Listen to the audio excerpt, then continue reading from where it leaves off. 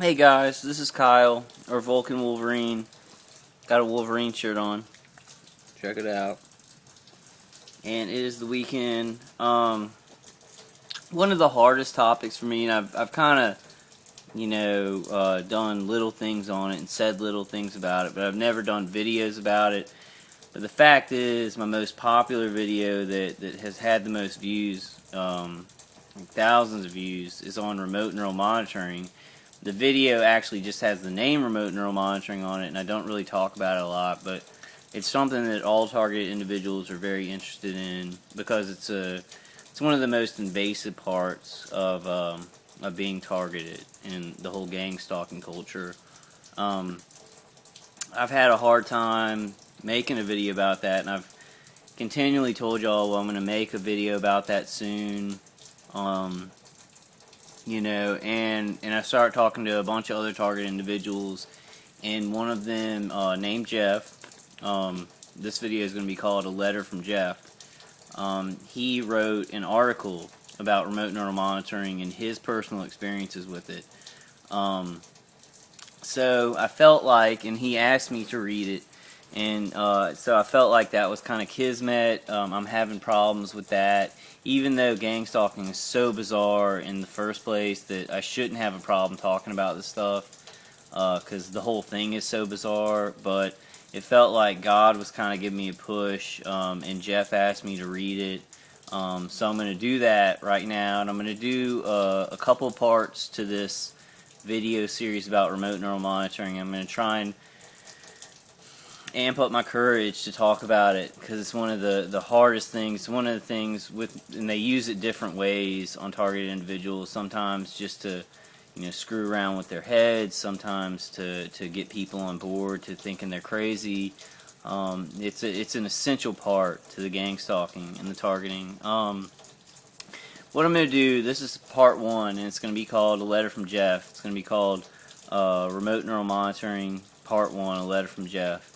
And then I'm going to do maybe a 3-part or 4-part series, maybe just a 2-part. I may just do a second part with my views on it, my experiences, because I have the same views as him basically, but my personal experiences.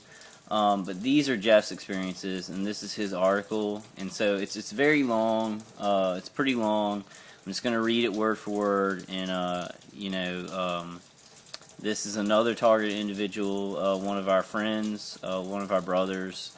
So I'm just going to go ahead and read it. Remote neural monitoring. One of the biggest jokes going is the government is listening to your phone calls and reading your emails. This is true, of course, but when compared to remote neural monitoring, emails and phone calls are grade school. The reading and influencing of a person's private thoughts is a monumental invasion and assault that is not easily explained or overcome. I knew I was under surveillance. I knew my stepkids were being used to aggravate and watch me. I knew I was being followed at all times. My crimes, in quotation marks, were petty if existent at all. I'm a good, caring person, and I know it, so the attention I had attracted was just mildly annoying after the initial terror had subsided. The walls to the trailers where we lived were very thin, and I gathered a lot of information by just listening. I could hear the agents discussing what I was doing. I was able to identify the locations of their hidden cameras, the mirrors, the overheads, my PC. I was able to pinpoint their work shift beginnings and endings. They work 12-hour days, 6 a.m. to 6 p.m. to 6 a.m., which changes to 7 a.m. p.m. with daylight savings time. I could go on about what I heard from them, including a dozen or so of their first names, but I was truly taken aback when I heard my very thoughts being spoken out loud just after I thought them. Again, I want to repeat, my thoughts were being read and spoken aloud to others after I thought them. The implications here are tremendous. The fact that this kind of technology has proliferated down to your local DHS agent is alarming and points to the idea that the powers that be, in quotation marks, the powers that be, I'm agreeing with them on that one, are very confident that they have everything wrapped up or are losing control. There's no telling how many people are being watched like this. From what I can gather on the internet, the number is rising. If you have persistent tinnitus, I can pretty much assure you that you are one of the unlucky few or many, that are being surveilled via remote neural monitoring. We kind of I'm just going to read his article, and I'll say my views on part 2. A few words about the mind. Once you become aware that people are actually listening to your thoughts, your mind will run away with you. Thoughts will cascade into torrents of fear that are uncontrollable. On top of this are more capabilities of the technology. Images can be projected into your mind. One has to wonder the agenda behind coercion of this manner, but the fact remains that once a target is aware, the agents no longer have an accurate representation of your true manner. That's a very, very, very poignant statement. As the agents knew that I knew, they became especially hostile. Just as with any cross-section of the people, you will have some that are wiser, some that are more aggressive, and some that are more sadistic. I endured around-the-clock verbal abuse. I eventually even pieced together their schedules by recognizing the voices, i.e. Tuesday Night Brian, as I pinpointed his shift to watch me occurred on Tuesday nights. Sexuality seemed to be their main concern. As expected with what I am surmising are people in their 20s, and accounted for the fact that these people actually coerced my girlfriend's children to appear in slight clothing or, in case of the female, expose her breasts and legs on a regular basis. The son walked around in nothing but underwear well into his teens. The agents have assaulted both myself and these children. They are completely out of control in a wanton drive to expose some type of sexual deviation. They also used in quotation marks, as they call it, a co-worker of mine when I worked at a cell phone store. The co-worker often mentioned things that were happening in the store when he wasn't present. The coup de grace occurred when he left a memo note that had his sperm smeared on it. I did not last long at that job, and it only now comes into focus how extensively these people have interfered in my life. Lest you debate the reality of my claims, I urge you to do some research. You will find the patents for this technology have been around for a long time. The phenomenon of targeted individuals is exploding. Tales of horrible abuse are piling up. Voice to skull is often used. One favorite of theirs, once you are aware, besides voices, is to have you hear a noise that sounds like keys or on a chain or footsteps. It seems they can throw this noise and make it seem as if someone is approaching. The entire country is now wired. They have access to every security camera installed anywhere. What we have is a voyeur society that is addicted to spying on the technological have-nots, and it is completely out of control. The professional agenda of this pre-crime gang of Constitution-denying criminals, DHS, seems to be feeding the judicial system. I had overheard the fact that they are paid a bonus or bounty, if you will, of $2,500 per person that they can gather enough info on to haul into jail or prison. The jails and prisons are wired also, allowing the agents to read the minds of and watch on video anyone that they are able to draw into these torture chambers. With this type of technology, the war on drugs, or anything else you want to indict someone on, becomes akin to shooting fish in a barrel. If you think about it, the technology renders the entire fabric of our society to a laughable facade. From football games to politics to lawsuits or anything else, especially crime, if one side is reading the thoughts of the other, the outcome can be dictated with ease. In this case, it is just an efficient way to keep a string of fresh criminals, in quotation marks, parading into the system. I'm sure the lawyers and judges are very happy with it and support it fully. I don't know. I'm just gonna read his article. Part 2 will be my summation. I'm going to surmise that this technology is stationed in neighborhoods throughout the country world. Be it the camera behind the screen of your PC, yes, it is independent of the webcam you may cover with tape, or the ones you have installed in your home, again mirrors and overhead. Citizens are being watched and monitored on a grand scale. Pictures, video, and stories are shared on their network called Jagnet. They communicate about how to terrorize and defile you. I am confounded by the sheer number of these people. They are cross-jurisdictional and travel about as free agents. There doesn't seem to be a hierarchy or stationary structure, as many need to be briefed on the spot. They absorb civilians into their web by allowing them to access the cameras or monitors, telling them that the person they are watching is gay or deviant or criminal. Anything to point a finger or garner support for the vilification of the subject. I caught a glance of my daughter's his stepdaughter's smartphone once and saw that she had a grid of camera views of our very house. I'm appalled to know that these people allow children to view their parents' bedrooms in private, or any other moment for that matter. On a macro level, this is a very effective way to divide the masses.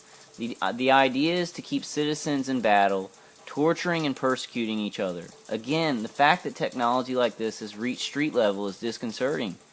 However, it can also be seen as a signal that the power structure needs a new level of divide and conquer, as the people are beginning to awaken and realize that everything that they thought they knew, especially history, is false. I think about the people that are currently on the 4th floor of our hospital here in Plattsburgh, New York. I wonder how many of them that are shuffling through breakfast, lunch, and dinner, taking meds, speaking to counselors, have been affected by these activities. How many of them have been targeted by the guidelines of this outfit's ideologies?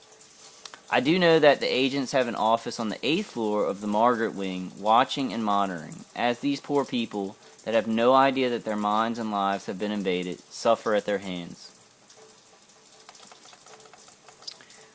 I have personal first-hand knowledge of how many tactics and methods they can use to make a person feel like they are losing it. I've had Skype calls broken in on, FM transmissions with voices added, YouTube videos broken in on, teenagers called into the kitchen to call me gay slurs while people whispered into my window, and on.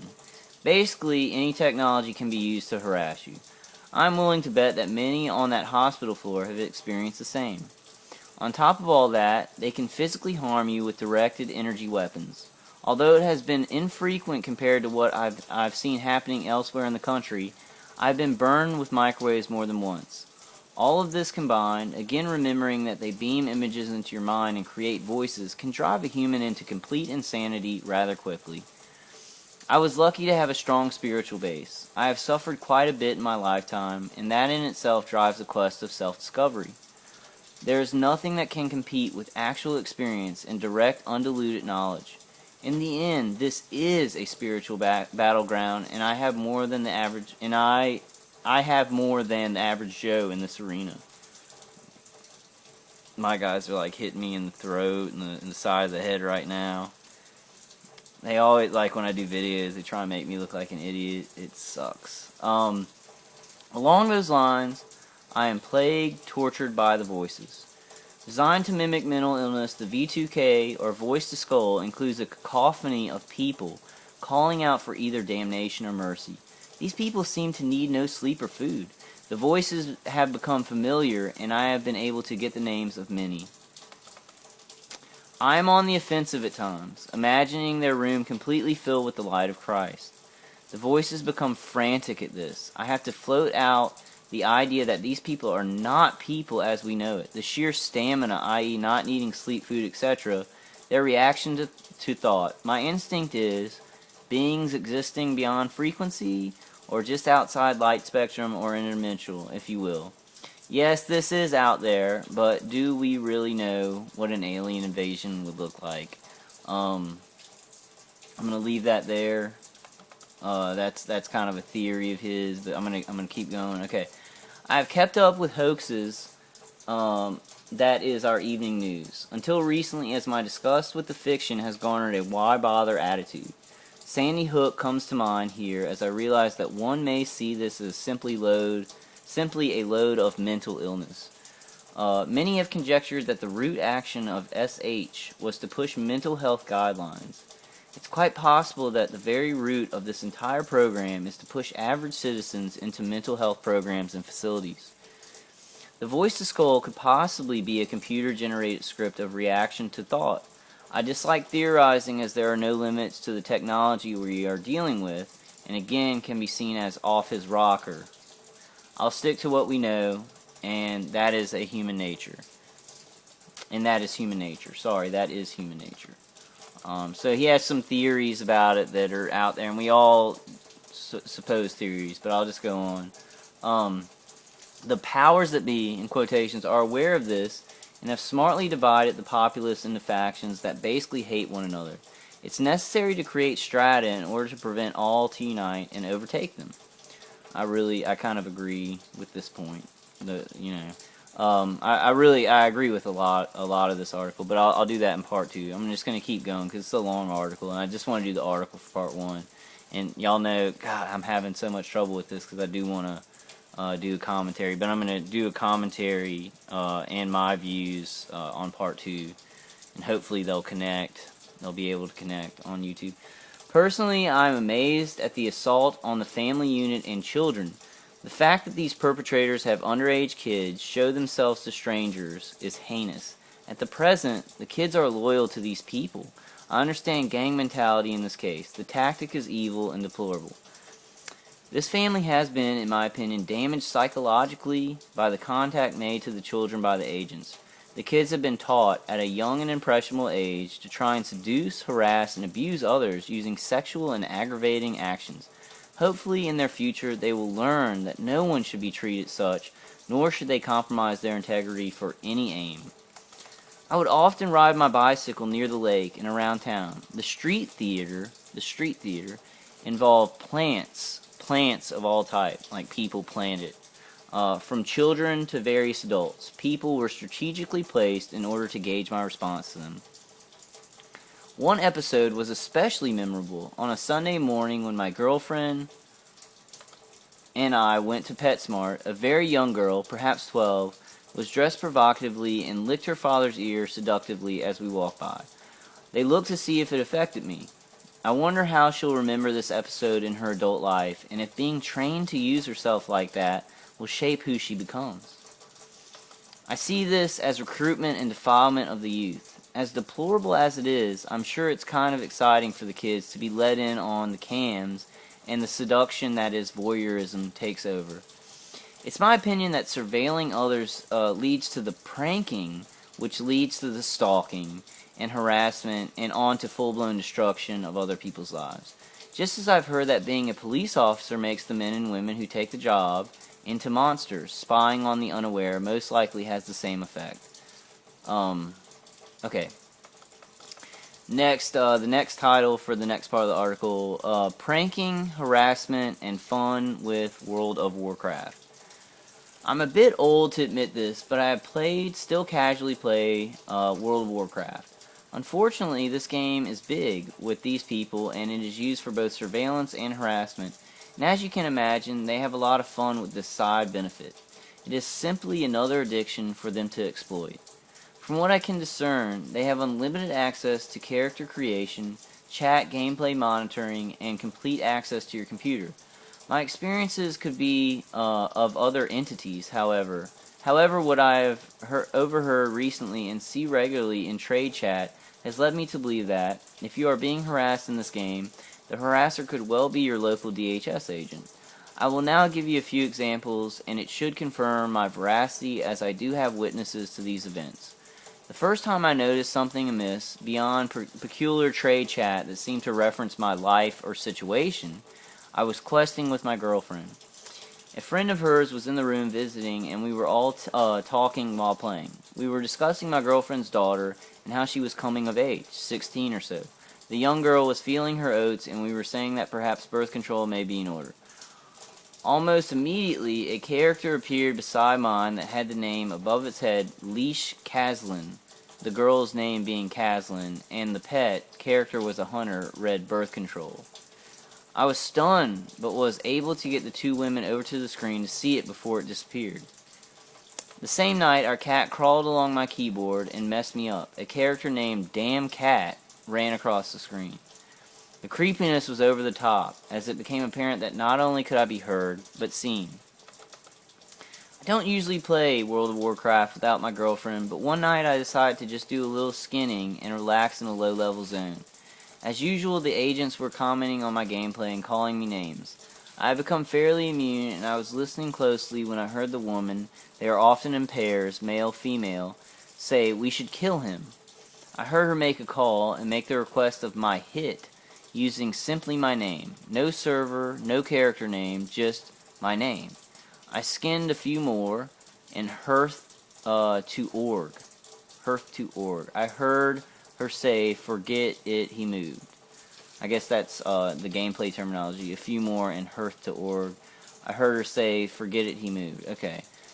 Today, I overheard it again. This time, I was killed, one shot, while flying in Bladestorm. I took careful note to go back over the damage log and found I had been killed by a paladin from Magtheridon server named Ale Devon. I am very curious to know the origin of this account and who owns it, etc. There have been so many incidents in this game that I lost count. Harassment, personal asides, etc. These are the ones that stand out. I could go on and on. I googled World of War harassment and found, not to my surprise, dozens if not hundreds of incidents that were similar. One in particular grinds me about an African American kid who couldn't sign on without trade chat going off about the N-word. Excuse me there, and he used the N-word, but I'm not gonna use it. Excuse me there, but I personally see racism as the lowest ignorance. I am losing hope in the human race. As I piece this together, it becomes apparent that, although it could be anyone worldwide, the people having fun with you on basically any video game you play are most likely the DHS pre-crime unit stationed right in your neighborhood. They are watching you on camera and monitoring your thoughts and brain while they abuse the powers granted them by the game manufacturer in order to fight crime or fight terrorism. Xbox equals little brother. And that's the next title to the next part of the article. When I tried to work through this harassment, I procured a job with Alpine Access. Alpine Access is a work-from-home customer service outfit where you, as an agent, field calls from your home office. Microsoft Xbox is their largest account. The initial calls you take are test calls that aren't real customers. They hit you with all kinds of different scenarios to see if you can handle them with competence. Excuse me. I became aware of this and made it through to live calls. I enjoyed helping people working from home.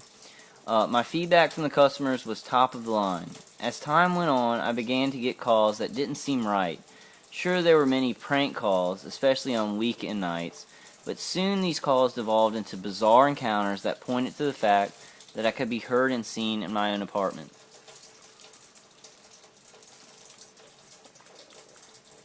Comments about what I had made for lunch or drank. One man asked, "Did you put enough cream in that coffee?"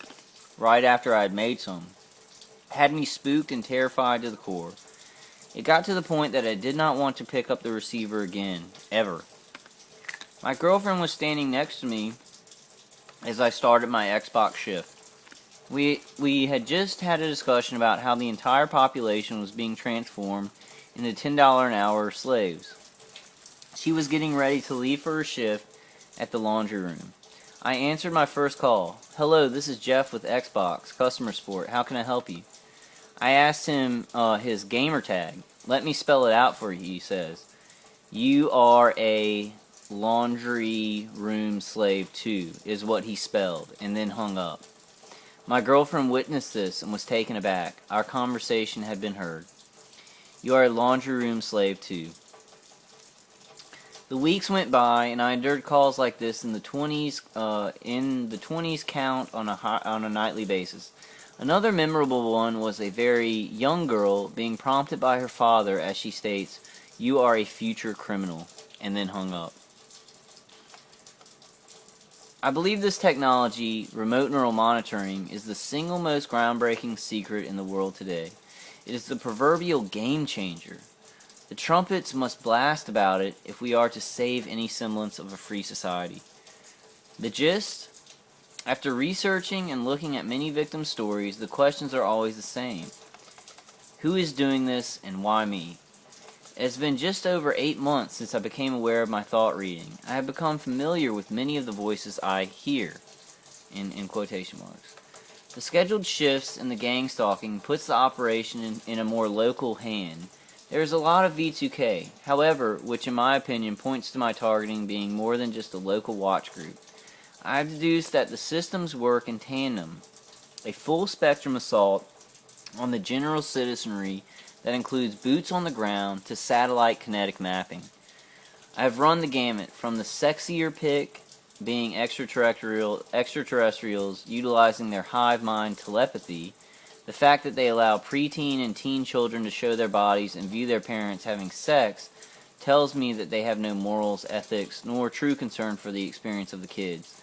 I sometimes believe that only an alien could disregard the feelings and family position of a human in this manner. My gut tells me, however, that we are simply dealing with a spy community that has spun out of control.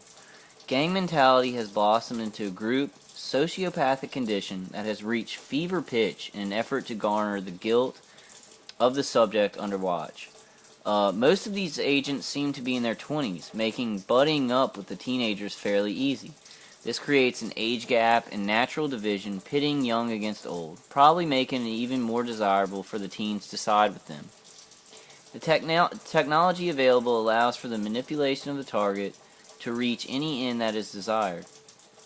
Add a monetary reward to this, and you have a materialistically motivated, socially psychotic, vigilante group that will stop at no cruelty to carve another notch in their belt and add to their burn, jag, grant quota.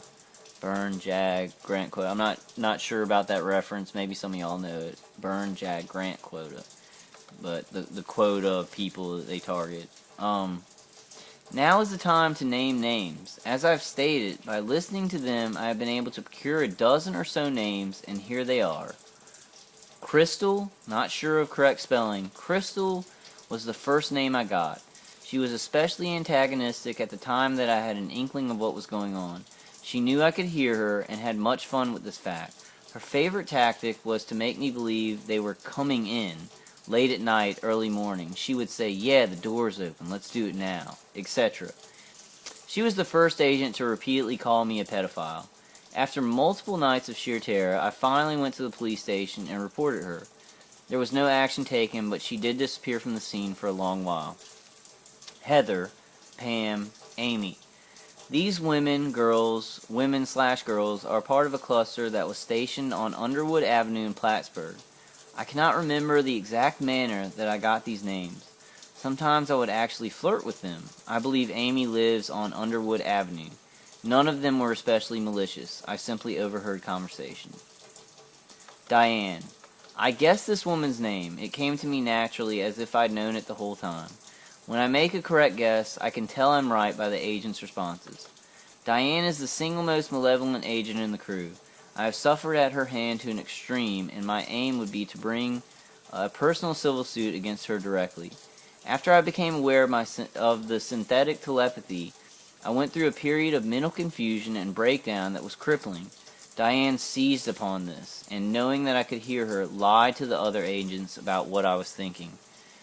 I don't know if I can describe the effect this has. You know your thoughts are being read, but on top of that, a person is lying to her cohorts about them. My feelings of hopelessness and terror were extraordinary. Diane's fixation was my sexuality. I decided to count one day how many times she called me gay. This woman called me gay over 400 times in a 24-hour period. I can't imagine that this would be professional protocol in any scenario under any circumstances. I also counted how many times she lied about what I was thinking. After she eclipsed 100 times in a 4-day period, I checked into the hospital for my third stay. Brian. Brian is another name I simply overheard. He was my first regular that I was able to recognize the schedule for. Brian was assigned to me on Tuesday nights. He is memorable in that he becomes hostile fairly easily. If I think gay thoughts or deviant thoughts that include boys or men, Brian rants and raves like a madman. Being straight, I am able to have some fun with things like this, thinking gay thoughts, all the while knowing my inner spiritual and sexual truth. It's my opinion that people like Brian are most likely having their own struggle with sexuality.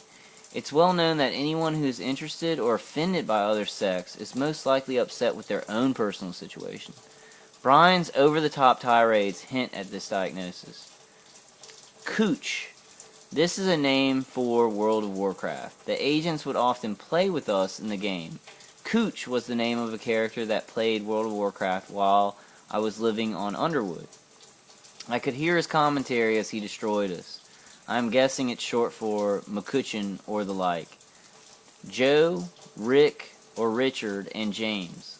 This is another cluster of names overheard. One day I just started calling one guy Ricky. I hit pay dirt when one of the guys said, I thought he was talking about me. And then the fact that his name is Richard followed. Brett. Brett came to me in an unusual way. I was at the point of conversing with these people. I knew that they were hearing my thoughts, and they knew I could hear them speak. I was listening to music, and a song by Cracker was about to come on called Hey Brett. I said aloud, I hope your name isn't Brett. Boom! How did he know that? And as synchronicity would have it, his name was Brett. He's actually an alright dude. Martini. This is an interesting one. I was at Anita's, my girlfriend, government-subsidized apartment on Sharon Avenue, half asleep. There was a large ruckus outside and familiar voices. A male said something along the lines of, we're going to get him out tomorrow. Martini is going to do it. I checked into the hospital for the first time that night. Time went on, and occasionally I'd hear the name again. I finally decided that it was a woman that I had heard while in bed late one night in our new rental house here on Military Turnpike. She laughingly said, I hate queers. The voice was familiar from all these years of abuse. I could be wrong on this one, but this is my instinctual guess. Chris. Chris is a new addition to the canon of names. Recently I went to the Redemption Center here on Military Turnpike to buy some soda. As I tendered the transaction, a man with salt and pepper hair snuck up to the side of the register and began telling the clerk something in a low voice. It was obvious that he was gossiping something about me that was derogatory. The clerk had a nice chuckle and looked at me in a knowing way. Chris didn't buy anything or do any business. He simply whispered to the clerk. I walked out, and Chris came out directly after, empty-handed. I watched him get into his white Ford Explorer that had the license plate ESP OF5, or ESP of 5. ESP obviously referring to the synthetic telepathy, and the 5. I'm going to assume Chris is a family man. While thinking about him, I overheard a woman say that I was thinking about Chris. Lord have mercy, I have good ears. It's amazing I can hear anything after all these concerts and jet engines when I work for the airlines. I wonder if Chris would mind it if a gaggle of DHS agents used his 14-year-old daughter to show her tits to strangers. I wonder if Chris is grooming his children to flaunt themselves provocatively around town. After all, in this world, it's cute to employ synthetic telepathy and remote neural monitoring while abusing teenagers and children of all types in order to harass and manipulate unknowing citizens. Finally, there is Granny.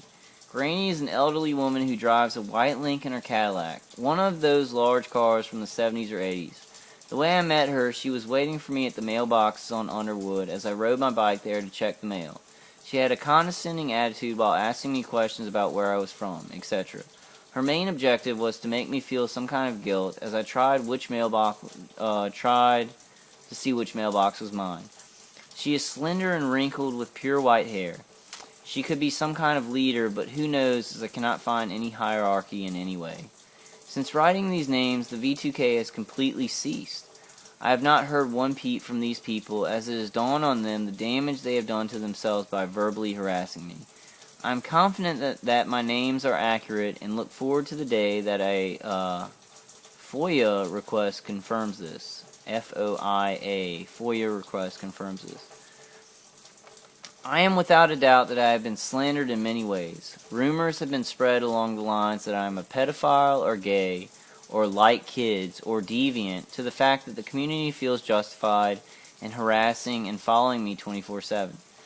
I have the feeling that there is a website dedicated to documenting my misdeeds, and that everyone from children to adults checks it on a daily basis. Recently, while at Walmart, Anita and I were shopping. We stopped at the coffee maker aisle, and a young man with a shopping cart stopped and invaded the space that we were in the aisle. I noticed his unnatural presence. I looked at him, and he became self-conscious. I asked him if he was shopping for coffee makers. He had no idea where he was. I'm just looking around, he says. I'm at the point where people like this are going to get assaulted, as my patience with organized gang stalking has reached critical mass. It turns out this kid's name is Jerry. Jerry got lucky that day.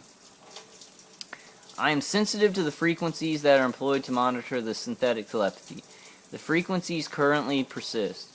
They have turned down the frequency that monitors the brain scan that shows the emotional state of the mind, or they have at least turned it down to its lowest level. I do not expect for a moment that they will simply let me go, considering the amount of information I have garnered.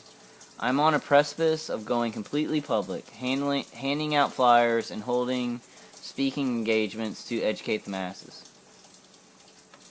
Earlier I made mention of the Burn Jag grant. So that's a specific grant that he mentions. It's BYRNE-JAG grant. This is the funding that supports the bounty that is paid out to these people, giving them incentive to perpetrate these heinous actions against the public. There is obviously a quota that must be met in order for them to garner the $2,500 per head for apprehensions. In the book, The New Jim Crow Laws, it is documented how African Americans are targeted and rounded up by the thousands, effectively removing them from society by pinning them with felonies. This in turn revokes voting rights, ability to own firearms, and making it near impossible to acquire even the most menial jobs. Here in the North County, there are very few blacks, and so the targets become gays or any other undesirable as deemed by sociopathic agents that teeter on sadistic maladies or mentally ill at best.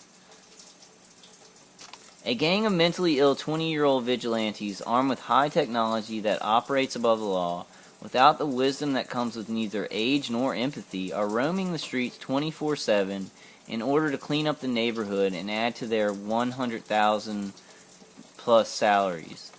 $100,000 plus salaries. They prey on poor people who live in rail-thin trailers and struggle to make ends meet and feed their families.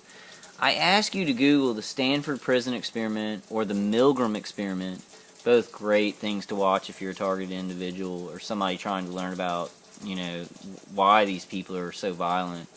The Stanford Prison Experiment or the Milgram Experiment. These will give you an insight into what can happen when a group of citizens with faux authoritarian complexes are given rein to make decisions on who is to suffer their judgment with wanton impunity and sadistic tirade. Gang mentality is a condition of pure cowardice. They have strength in numbers, fueled by insanity and unfounded malice toward the potentially innocent. They strive to eradicate the guilt and deviance they undoubtedly exist deep within their own psyches. Humans hunting humans, their lives have devolved to erasing the sheer boredom and meaningless of their own lives. They have become hopelessly addicted to watching others shower, use the bathroom, and have sex. One has to wonder when the last time they did anything kind toward themselves or another person. When was the last time that they did anything kind towards themselves or another person? That's a very true statement that I think about a lot about my stalkers. I wonder what would happen if they trained their high-tech hardware on themselves or each other. I believe they would have to assault one another or commit suicide, as the guilt and self-recrimination of what they had done to others would cause the machinery's response to register the highest reading of atrocity. That's a great ending. Alright, and that was a letter from Jeff. An article from Jeff, my bud, my target individual friend from New York. Just read it through. That's going to be part one of remote neural monitoring. A letter from Jeff. It's going to be part one. I'm going to do a part two. I'm going to do a commentary, not exactly disagreeing or agreeing with anything he said, because that's his words. He's a fellow target individual. Those are his experiences. But I do want to do remote neural monitoring with my experiences with it. Like I don't know about it as detailed as he's going into it in certain aspects, but I think I can add some of my own experiences to just let y'all know know my opinions about it. That's a great article. It really hits home. I mean, it's like, and I'll go. I want to leave that where it is, and y'all know I'm a blabbermouth, so I'm going to cut myself off. That was the letter from Jeff. So, good night, and I'll see you on part 2. Alright, guys.